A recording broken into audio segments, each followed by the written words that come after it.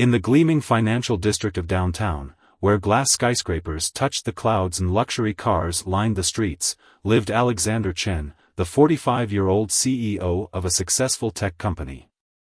From his penthouse office, he had everything money could buy: tailored suits, a garage full of exotic cars, and a reputation as one of the city's most influential figures.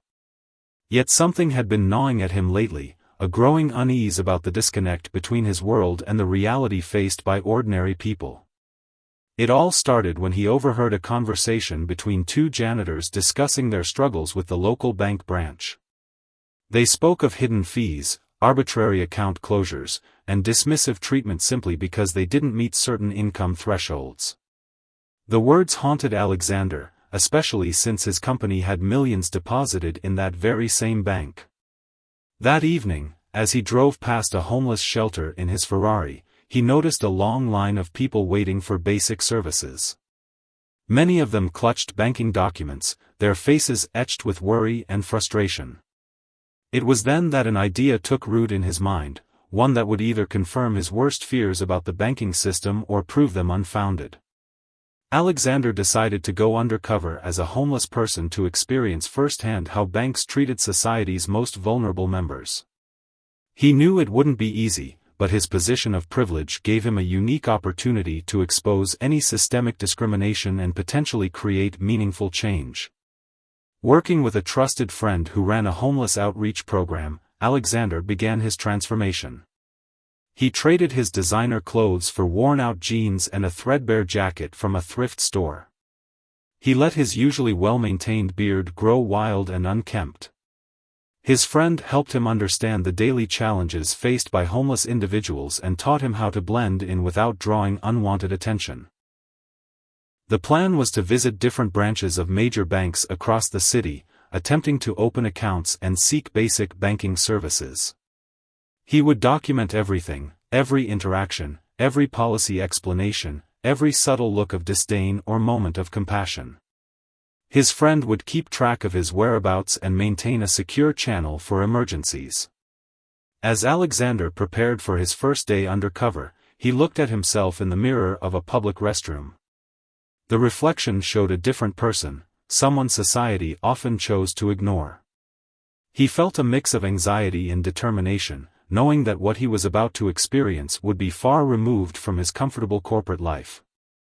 His first stop was the same bank branch where he held his company's accounts. Walking through those familiar glass doors, he immediately noticed the security guard's suspicious glance. The same guard who had previously greeted him with respectful nods now shifted uncomfortably, hand hovering near his radio. Alexander joined the queue, observing how other customers subtly moved away from him. When his turn came, the teller's smile seemed forced. He explained that he needed to open a basic checking account, pulling out the necessary identification documents, all legally valid but showing his created identity as Robert Torres, a man who had fallen on hard times. The teller's demeanor grew increasingly dismissive as she reviewed his documents. "I'm sorry, sir," she said, her voice barely concealing her disinterest, "but you'll need to maintain a minimum balance of $500 to open an account with us. Also, there are monthly maintenance fees unless you set up direct deposit." When Alexander asked about the advertised no-fee account for low-income individuals, she claimed no knowledge of such a program, despite the posters clearly visible on the wall behind her. As he left the bank that day, Alexander felt a profound sense of disappointment. The contrast between his treatment as a CEO and as a homeless person was stark and troubling. But this was just the beginning of his journey. He knew he needed to gather more evidence, visit more branches, and document the systematic barriers that prevented vulnerable people from accessing basic financial services. That night, as he huddled in a shelter alongside others seeking refuge from the cold, Alexander listened to their stories. A former teacher who lost everything due to medical bills, a veteran struggling with PTSD, a young woman escaping domestic violence, each person had a unique journey that led them here. Their common thread was how the traditional banking system had failed them when they needed it most. The experience was already changing him. The comfortable distance between his corporate world and the reality of street life was dissolving. He noticed details he'd previously overlooked: the absence of public bathrooms, the suspicious glances from passers-by, the exhaustion of constantly being viewed as a problem rather than a person. His phone, hidden away except for emergency contact with his friend, contained the beginnings of his documentation, photos, notes, and recordings of his interactions. But more importantly, it held the growing weight of responsibility he felt to use his position and resources to create real change in the banking industry. As he prepared for another day of undercover visits, Alexander realized this mission had become more than just an investigation into banking practices. It was becoming a journey of personal transformation, one that would challenge everything he thought he knew about privilege, dignity, and the true meaning of financial inclusion.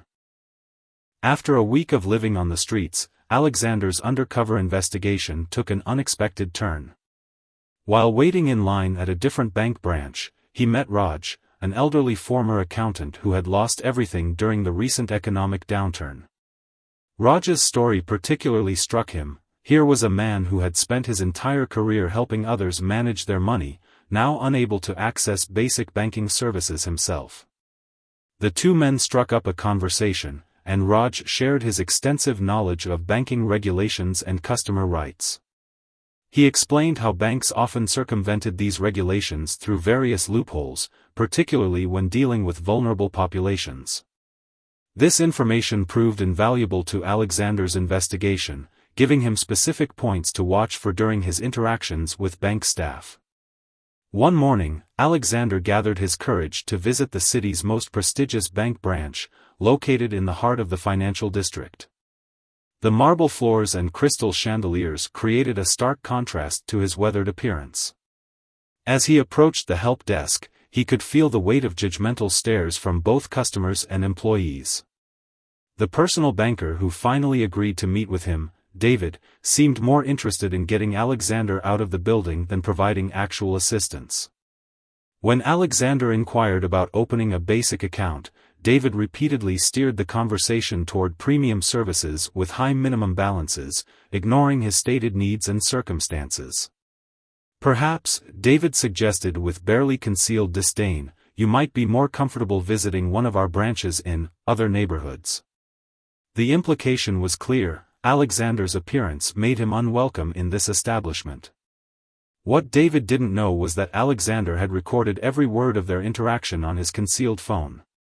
That afternoon, Alexander witnessed something that would become a turning point in his investigation. A young woman, clearly exhausted from a night shift job, tried to cash her paycheck at the same bank where it was issued. Despite having proper identification, she was turned away because she didn't have an account. The fee to cash her own paycheck would have eaten up nearly an hour's worth of her wages. The woman, who introduced herself as Lynn, shared her story with Alexander outside the bank. As a home health aide working multiple jobs, she couldn't maintain the minimum balance required for a free checking account. This meant she relied on expensive check cashing services, creating a cycle that kept her from saving money. Her story was a perfect example of how the banking system often penalized people for being poor. Alexander's investigation also revealed a disturbing pattern in how different branches of the same bank operated. In wealthy neighborhoods, the branches were well-staffed, welcoming, and flexible with their policies. In poorer areas, the same bank's branches had longer wait times, fewer services, and stricter enforcement of fees and requirements. He spent several days observing these differences, documenting how the same basic services were presented differently depending on the location and perceived wealth of the customer. The data he collected painted a clear picture of systemic discrimination that went beyond individual prejudices. During his second week undercover, Alexander experienced a health scare that gave him yet another perspective on the challenges faced by the unhoused community. A minor infection in his foot, something he would have quickly treated in his regular life, became a significant concern without easy access to healthcare or a place to properly clean and dress the wound. This experience led him to a free clinic where he met Dr. Patel, who had seen firsthand how lack of access to banking services affected her patients' health. Many couldn't maintain savings for medical emergencies, and some couldn't even pay for prescriptions because they had no way to cash their disability checks without losing a significant portion to fees. The stories kept piling up. A small business owner who lost his shop during the pandemic and now couldn't open a new bank account due to a previous overdraft. A college student whose financial aid check was held for 10 days because the bank deemed her account high risk. Each story added another layer to Alexander's understanding of how the banking system perpetuated cycles of poverty.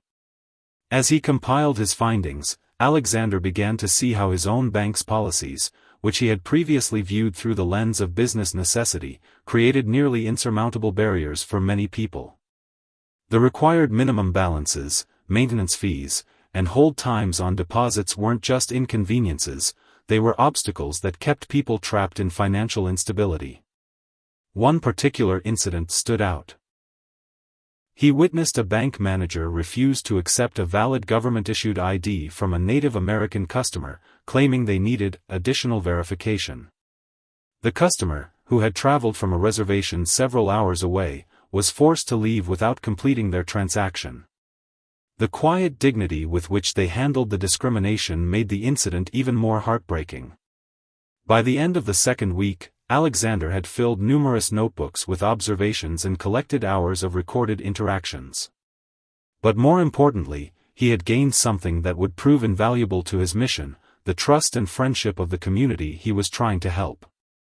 The people he met didn't just share their stories, they shared their dreams, their strategies for survival, and their ideas for how the banking system could better serve everyone. As he prepared to enter the third week of his investigation, Alexander knew that documenting the problem wasn't enough. He needed to develop concrete solutions that could create real change in the banking industry. His experiences had shown him that the issues went beyond policy, they were deeply rooted in assumptions about who deserved access to financial services and who didn't.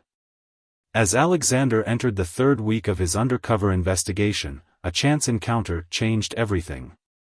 While seeking shelter from a sudden rainstorm, he met Anna, a former bank employee who now lived in her car. Her story was particularly enlightening. She had been fired for consistently waiving fees for elderly and low-income customers, going against the bank's unofficial policy of maximizing fee collection. Anna's insider perspective opened new avenues for Alexander's investigation. She explained how banks trained their employees to push profitable products onto customers who couldn't afford them, and how performance evaluations were heavily tied to fee generation. Most disturbing were her revelations about the unofficial discouragement policies, subtle tactics used to make certain customers feel unwelcome without overtly discriminating against them. One morning, Alexander decided to test these policies himself. He visited 3 different branches of the same bank within an hour, presenting himself as 3 different characters. First, in his usual homeless appearance, he was told the system was down and couldn't process new accounts. 20 minutes later, at another branch, dressed in middle-class clothing borrowed from his friend, he was offered basic banking services. At the third branch, wearing his CEO suit, he was immediately ushered into a private office and offered premium services. The experiment confirmed what Anna had described, but it also revealed something more insidious. The discrimination wasn't just about appearance or wealth, it was systematically embedded in the bank's culture. Even well-meaning employees were forced to participate in these practices or risk their jobs, creating a cycle of institutional discrimination that seemed almost impossible to break. During this time, Alexander also discovered an underground network of mutual aid among the homeless community. People shared information about which check-cashing places had the lowest fees, which pawn shops were honest, and which street corners were safest for sleeping. This informal financial system had emerged because traditional banking had failed them so completely. He met Yasmin, a street artist who organized a community savings pool. Members contributed what they could, and the group collectively covered emergencies for anyone in need. Their system was based on trust and mutual support, exactly what traditional banking claimed to provide but often failed to deliver to those who needed it most. The contrast between this grassroots financial cooperation and the rigid, exclusionary practices of traditional banks was stark. Alexander began to see how the banking industry had lost sight of its fundamental purpose, to help people manage and grow their money safely. Instead, it had become a system that too often prioritized profit over people, particularly those most vulnerable. His investigation took an unexpected turn when he witnessed a heated argument at one of the branches. A construction worker, still in his dusty work clothes, was trying to deposit his paycheck. The teller insisted on placing an extended hold on the funds, citing account security. The man explained that he needed the money to pay for his child's medication, but the bank wouldn't budge on their policy. Alexander stepped in, pretending to be a volunteer advocate for the homeless. He quoted banking regulations about funds availability and customer rights, knowledge he'd gained from his years as a CEO and his conversations with Raj. The branch manager was called, and although the situation was eventually resolved in the customer's favor, it highlighted how much the system relied on people not knowing their rights. This incident inspired Alexander to start documenting not just the problems, but also potential solutions. He began secretly working on a comprehensive reform proposal, drawing from both his corporate experience and his newfound understanding of the challenges faced by unbanked and underbanked individuals. During his third week on the streets, Alexander experienced several health challenges that made his investigation more difficult. The lack of regular sleep, proper nutrition, and basic hygiene facilities took their toll. Yet these hardships only strengthened his resolve, knowing that for many people, this wasn't a temporary situation they could escape from at will. One particularly cold night, sheltering in a church basement, Alexander listened as people shared their dreams. Despite their circumstances, many had entrepreneurial ideas and plans for their future. A former chef wanted to start a food truck. A young artist hoped to sell his work online. But without access to basic banking services, their ambitions remained just dreams. These conversations led Alexander to understand that the issue wasn't just about access to basic checking accounts, it was about dignity, opportunity, and the right to participate in the economy. The banking system, as it stood, was effectively locking out a significant portion of the population from economic mobility. As his investigation deepened, Alexander began to see patterns in how banks justified their discriminatory practices. Terms like risk management and regulatory compliance were often used as shields to defend policies that disproportionately affected vulnerable populations. His years of corporate experience helped him see through these excuses, understanding how banks could maintain security while being more inclusive. He spent several days mapping out the real costs of serving low-income customers versus the fees charged, discovering that many of the barriers were more about maintaining an image of exclusivity than actual business necessity. The data he gathered would later become crucial in demonstrating how banks could profitably serve all communities while maintaining lower fees. The third week also brought Alexander face-to-face with the emotional toll of financial exclusion. He witnessed elderly people being denied access to their own money due to suspicious activity flags, young families struggling to cash tax refund checks, and immigrants with valid documentation being turned away without clear explanation. Each incident added another piece to the puzzle he was assembling about systemic banking discrimination. As the fourth week of his undercover investigation began, Alexander's experiences had fundamentally changed his understanding of the banking system. His transformation wasn't just external anymore. Living among those struggling with financial exclusion had altered his perspective on wealth, privilege, and responsibility. During this week, he focused on gathering stories from small business owners who operated primarily in cash because they couldn't access traditional banking services. He met Kai, a talented food cart operator who served delicious noodles to the downtown lunch crowd. Despite having a steady income and loyal customers, Kai couldn't get a business account due to past credit issues from a medical emergency. Alexander spent several days helping at Kai's food cart, observing how the lack of a business account affected daily operations. The need to deal exclusively in cash made Kai a target for theft, created problems with suppliers who preferred digital payments, and made it nearly impossible to build the credit history needed for business expansion. One morning, while helping Kai set up his cart, Alexander witnessed something that crystallized the absurdity of the current system. A bank employee who regularly bought lunch from Kai's cart was explaining why she couldn't accept his application for a business account, while simultaneously praising the quality of his food and his business acumen. The disconnect between recognizing someone's business success and denying them basic financial services was stark. Alexander's investigation also led him to understand how the digital divide amplified banking discrimination. He visited a community center where volunteers helped elderly residents navigate online banking systems. Many banks were pushing customers toward digital services while closing physical branches in lower-income neighborhoods, effectively cutting off those without reliable internet access or smartphones from their financial services. During this time, he met Sophia, an elderly retired teacher who had been banking with the same institution for over 40 years. When her local branch closed, she was told to use online banking. Without a computer or smartphone, and with limited mobility that made it difficult to travel to more distant branches, she found herself increasingly isolated from her own money. The situation became more complex when Alexander discovered how credit reporting systems perpetuated banking discrimination. He attended a financial literacy workshop at a homeless shelter, where he learned how many people became unbanked not through any fault of their own, but due to identity theft, medical debt, or predatory lending practices that destroyed their credit scores.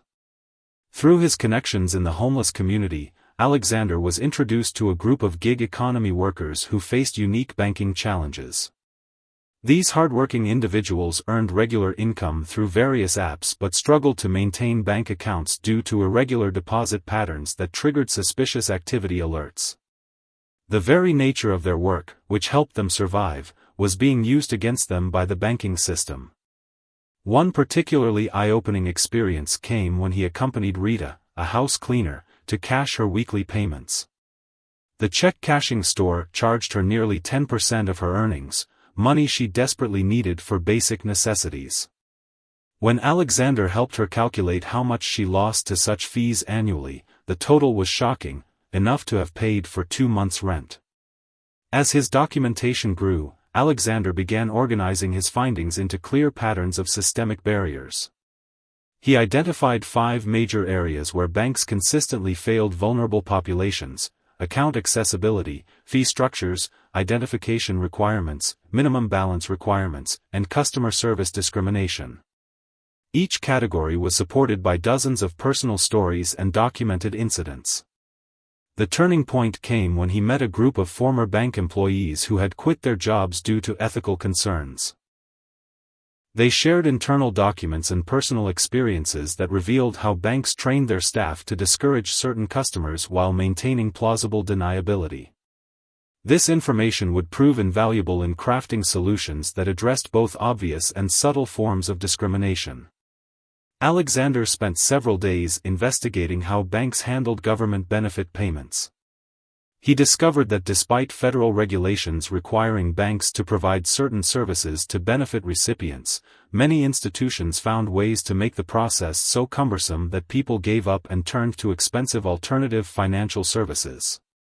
During this week, he also experienced firsthand the emotional toll of constant rejection. Each time he was turned away from a bank, given the runaround, or treated with suspicion, he felt a small piece of his dignity chip away. Even knowing this was temporary for him, the impact was significant. He couldn't help but think about how this affected people who faced such treatment day after day, year after year. His investigation also revealed how banking discrimination intersected with other forms of social inequality.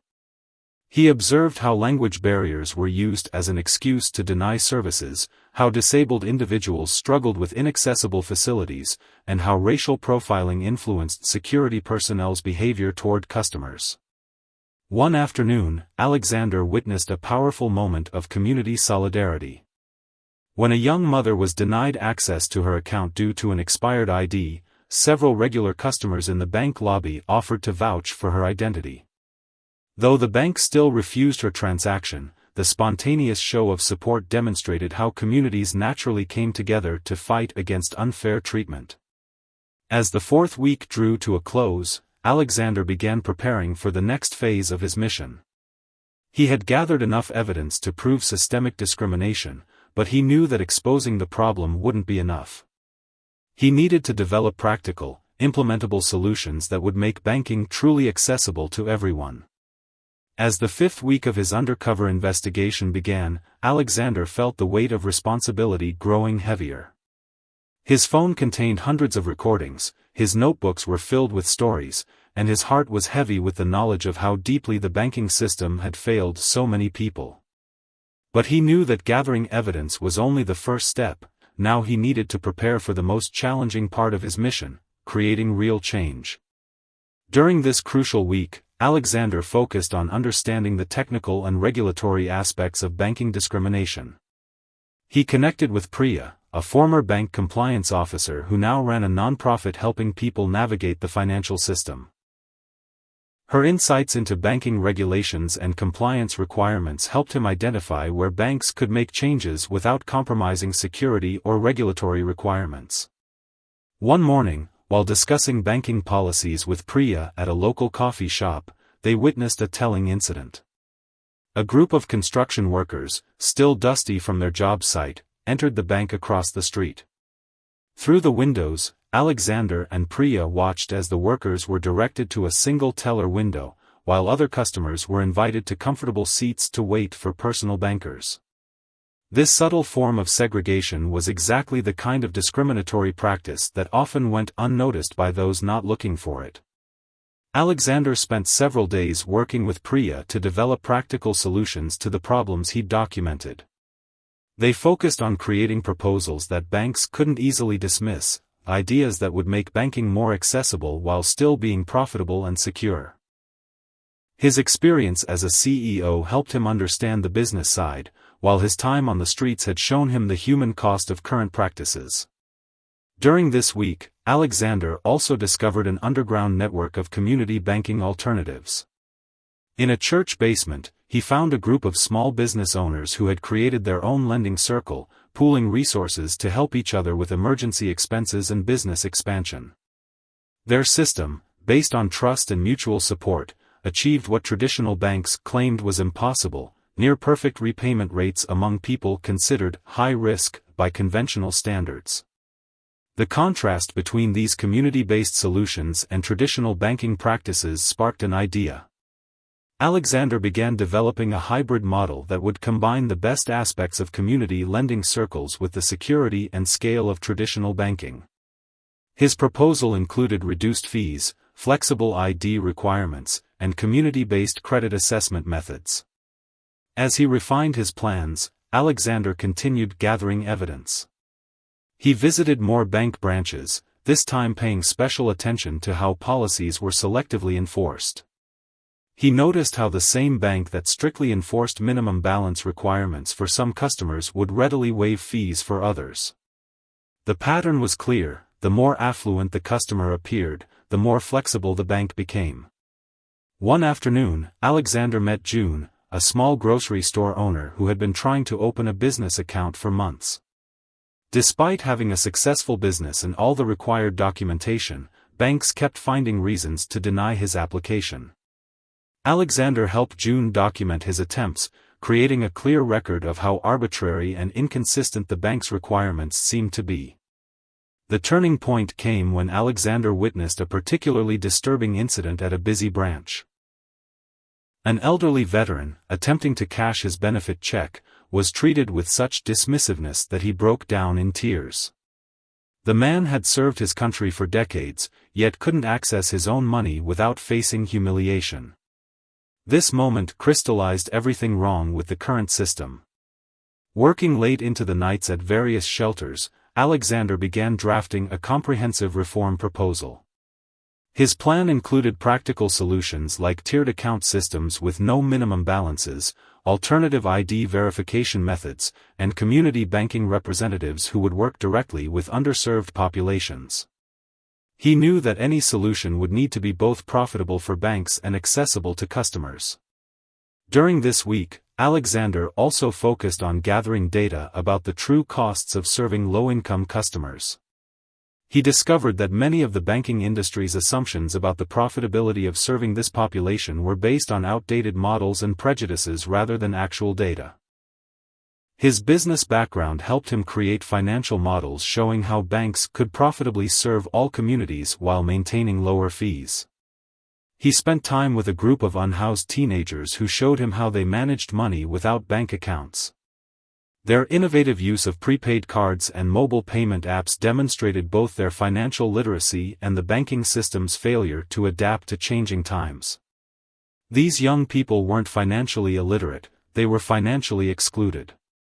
Alexander's investigation also revealed how banking discrimination affected small businesses beyond just their owners. He met restaurant suppliers who lost potential customers because they couldn't process card payments, talented craftspeople who couldn't sell online without merchant accounts, and small landlords who struggled to maintain properties because they couldn't access basic business banking services. As the fifth week drew to a close, Alexander began preparing for the final phase of his mission. He organized his evidence into clear, compelling narratives supported by data and documentation. His recordings, photographs, and written accounts would be difficult for banks to dismiss or explain away. But more importantly, his proposed solutions offered a practical path forward. The experience had changed him profoundly. What began as an investigation into banking practices had become a mission to transform the entire financial system. He understood now that the problem wasn't just about access to banking services, it was about fundamental human dignity and the right to participate fully in society. The final week of Alexander's undercover investigation arrived with a sense of both urgency and purpose. After 6 weeks of living on the streets, documenting banking discrimination, and building relationships within the homeless community, he knew it was time to transform his experiences into action. But first, he had one more crucial task: sharing his plans with the very people who had shared their stories with him. In a community center basement, Alexander gathered the friends he'd made during his time undercover.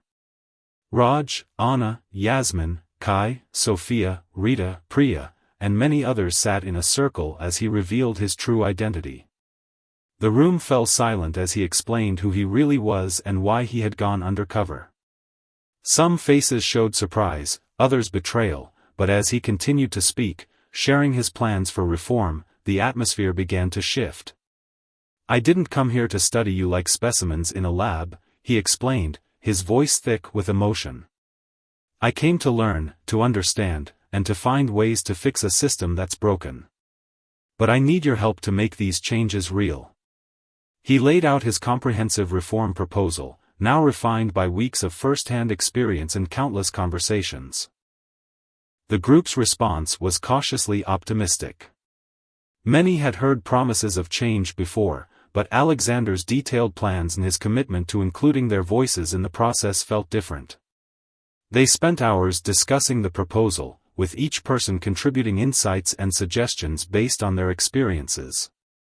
The next morning, Alexander walked into his company's headquarters for the first time in 6 weeks.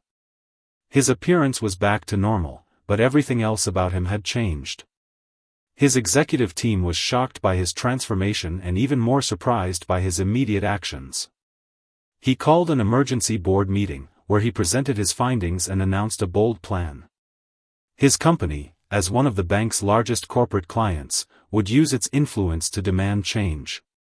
He presented a detailed report documenting systemic discrimination, supported by recordings, photographs, and personal testimonies. But more importantly, he offered solutions that would make banking more accessible while remaining profitable. The bank's initial response was defensive. They cited regulations, risk management, and shareholder obligations. But Alexander was prepared. He had data showing how their discriminatory practices actually cost them potential profits. He demonstrated how community-based banking solutions could reduce defaults and increase customer loyalty. And he had something even more powerful: stories of real people affected by their policies. Alexander didn't stop there. He reached out to other corporate leaders, sharing his experiences and findings. He worked with Priya to create a coalition of businesses committed to banking reform.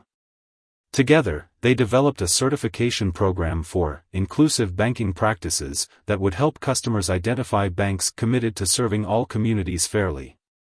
The media caught wind of the story: a CEO who went undercover as a homeless person to expose banking discrimination. But Alexander insisted on keeping the focus on the issues rather than himself. He arranged for his friends from the streets to share their stories directly with journalists, lawmakers, and bank executives. One particularly powerful moment came when Kai, the food cart owner, presented his business plan to a panel of banking executives. His professional presentation and clear financial records challenged their preconceptions about high-risk customers. The same bank that had repeatedly denied him an account was now eagerly offering to work with him. Alexander's company launched a pilot program in partnership with a regional bank, implementing many of the reforms he had proposed. They eliminated minimum balance requirements, accepted alternative forms of identification, and hired community banking representatives from the neighborhoods they served. The program's success quickly attracted attention from larger banks. Working with his new friends, Alexander established a nonprofit organization focused on financial inclusion. The organization provided financial literacy education but also worked to change the banking system itself. They developed technologies to make banking services more accessible, created alternative credit scoring systems that considered non-traditional financial histories, and provided advocacy support for people facing banking discrimination. 6 months after his undercover experience, Alexander stood in front of a congressional committee, testifying about the need for banking reform. But he wasn't alone. Beside him sat many of the people he had met during his time on the streets, each sharing their own experiences and suggestions for change. The impact rippled through the banking industry. Other CEOs, inspired by Alexander's example, began examining their own companies' practices. Banks that had initially resisted change found themselves losing customers to more inclusive competitors. Slowly but surely, the industry began to transform. 1 year later, Alexander attended the grand opening of a new type of bank branch in the same neighborhood where he had spent his first night homeless. The branch, designed with input from the community, featured flexible hours, multilingual staff, and services tailored to local needs. More importantly, it embodied a new approach to banking, one that recognized everyone's right to access financial services with dignity. Raj now worked as a financial advisor at the branch, using his accounting experience to help others navigate the banking system. Anna had been hired to train bank staff in inclusive customer service practices. Yasmin's community savings pool had evolved into a formal credit union, serving people who might otherwise have been excluded from traditional banking. The changes weren't limited to a single neighborhood or bank. Alexander's investigation had sparked a national conversation about financial inclusion. New regulations were being developed to ensure fairer banking practices, and technology companies were creating innovative solutions to make financial services more accessible. But perhaps the most significant change was in the lives of individuals. Rita no longer lost a significant portion of her earnings to check cashing fees. Sophia had access to banking services that accommodated her needs as an elderly customer. Kai's business was thriving with proper financial support. These personal success stories, multiplied thousands of times across the country, represented the real impact of Alexander's undercover journey. Looking back on his 6 weeks on the streets, Alexander realized that his investigation had revealed something far more important than banking discrimination. It had shown him the power of human dignity, the strength of community, and the possibility of creating meaningful change when people work together across social and economic barriers. The story of the rich man who went undercover became more than just a media sensation. it became a catalyst for lasting change in the banking industry. But for Alexander, the real success wasn't in the policy changes or program implementations. It was in the small moments of dignity restored, in the doors opened for people who had been shut out, and in the communities empowered to take control of their financial futures.